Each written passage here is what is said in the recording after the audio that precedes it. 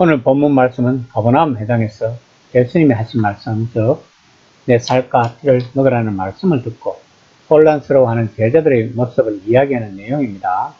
사실 오늘날에도 6장은 예수님의 충격적인 요구나 자신의 살을 먹고 피를 마시라는 기이한 표현 탓에 많은 논쟁거리가 된다고 합니다. 즉 요한복음이 예수님의 말씀과 행동의 역사적 기록으로서 신뢰성이 떨어진다고 생각하는 사람들도 있다는 것입니다. 이처럼 요한복음의 역사적 가치를 수긍하지 않은 편견은 종교를 순전히 영적인 사안으로 생각하는 서구 문화의 경향과 아주 밀접한 관련이 있다고 합니다. 즉 이런 일들이 정말 일어났느냐, 이런 말을 정말 했느냐는 중요하지 않다는 것입니다. 중요한 것은 그것들이 가르쳐주는 영적 진리라고 생각한다는 것입니다. 하지만 이것은 요한이 의도하는 것이 아닐 것입니다. 요한복음의 전체의 주제는 육체가 된 말씀입니다. 그러나 말씀이 어떤 추상적 사상이나 영성, 느낌 혹은 경험이 되는 것은 아닙니다. 요한이 기록하고 있는 내용이 역사책처럼 보일 수도 있고 그렇지 않을 수도 있습니다. 하지만 요한이 우리에게 전하려고 애쓰는 바는 예수님의 실제 이야기가 중요하다는 점입니다. 6장 60에서 61절입니다. 제자 중 여럿이 듣고 말하되 이 말씀은 어렵도다. 누가 들을 수 있느냐 한데 예수께서 스스로 제자들이 이 말씀에 대하여 수군거리는 줄 아시고 이르시되 이 말이 너희에게 걸림돌이 되느냐. 예수님의 말씀은 그들의 세계관에 혼돈을 주었을 것입니다. 누군가 당신이 자라면서 몸에 든 사고방식을 무너뜨리면서 설득력은 있으나 엄청난 희생이 뒤따르는 세계관을 제시한다면 다시는 그 설교자의 말씀을 들으려고 하지 않을 것입니다. 예수님의 새로운 가르침이 어렵다는 것은 그것이 머리로 이해하기가 벅차다는 뜻이 아니라 마음과 영혼을 숫기에 벅차다는 뜻입니다. 다양한 1세기 유대교에서 성장한 사람 누구에게나 예수님의 모든 말씀은 모든 면에서 벅찼겠지만 특히 자기들이 머릿속에 품고 있던 대의와 염원의 울타리 안에만 있어준다면 그들은 기꺼이 모세 같은 예언자 혹은 자칭 예시아를 따르려고 했지만 예수님처럼 말하는 사고방식은 너무나 부담스러웠던 것입니다. 다시 말하면 예수님은 자신들이 원하는 메시아가 아니었던 것입니다. 6장 62에서 63절입니다. 그러면 너희는 인자가 이전에 있던 곳으로 올라가는 것을 본다면 어떻게 하겠느냐. 살리는 것이 영이니 육은 무익하리라. 내가 너에게 이런 말은 영이요 생명이라. 예수님은 성천과 성령이라는 두 가지를 언급합니다. 예수님은 이미 3장 13절에서 성천을 언급했습니다.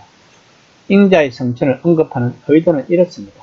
즉 너희는 지금 너희가 대하고 있는 이가 하늘과 땅에 똑같이 속해 있다는 사실을 받아들여야 할 것이다.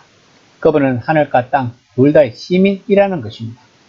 육체 자체는 쓸모가 없을 수도 있습니다. 하지만 하나님의 생명, 하나님이신 말씀이 육체에 거한다면 예수님이 방금 하신 말씀을 깨달을 수 있다는 것입니다.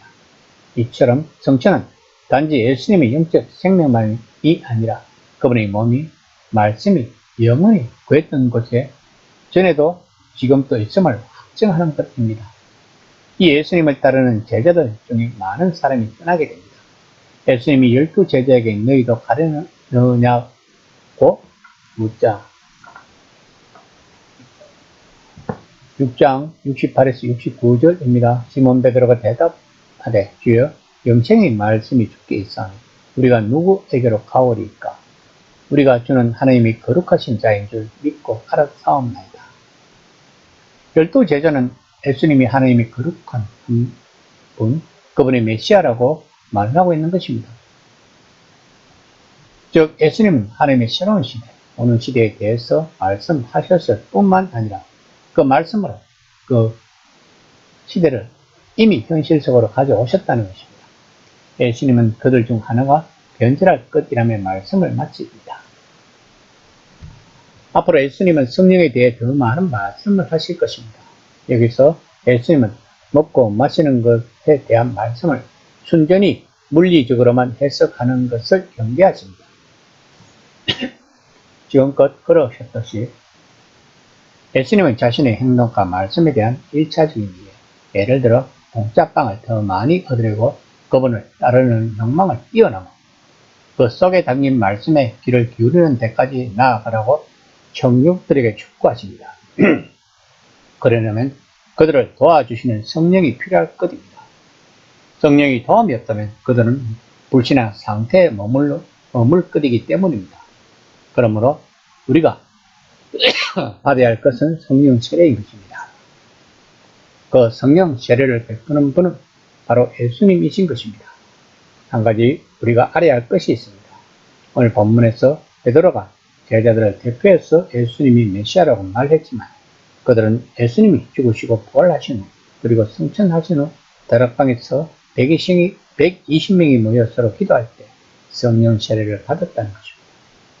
그 후 제자들은 달라졌다는 것을 우리는 잘 알고 있습니다. 그러면 교회를 다닌다고 다 성령 세례를 받았다는 것은 아니라는 것이 된다는 사실입니다. 이 시간 나는 진정 성령 세례를 받았는지 한번 심각하게 생각해 보는 시간이 되었으면 합니다.